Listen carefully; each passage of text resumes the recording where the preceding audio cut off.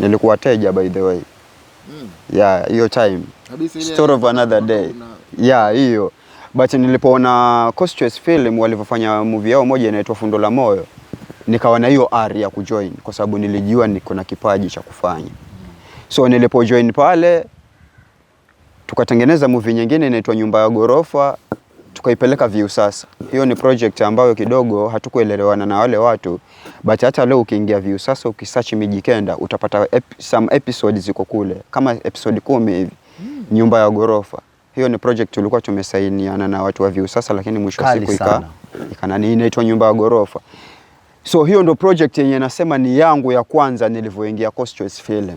Baadaye sasa tukawa tunatengeneza plays ambazo tulikuwa tuna perform mashuleni na pia kwa clubs.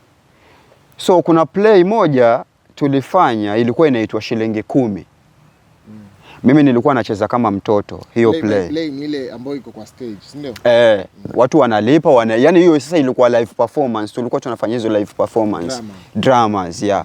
So tulipotengeneza ile play tukaenda klabu moja inaitwa Kokole iko Kikambala.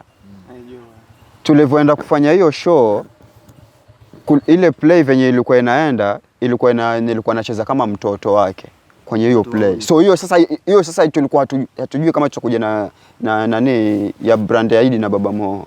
Tulikuwa hatujui. Poa. But tulipotengeza ile play tukaenda tukaperform, alafu baadaye sasa ilikuwa Christmas.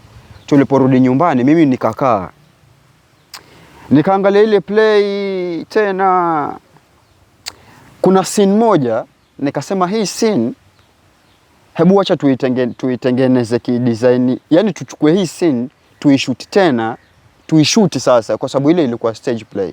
Tuishoot alafu tutupe mtandaoni kwa sababu nilikuwa na account tayari ya TikTok lakini ilikuwa haifanyi vizuri. Hapo tunaongea mwaka wa 2022. So tulipo shoot ile video, ndio ile video ya kuwa naoni bana chukali makozi enda kujira. Ile ndio video yetu ya kwanza kuingia mtandaoni.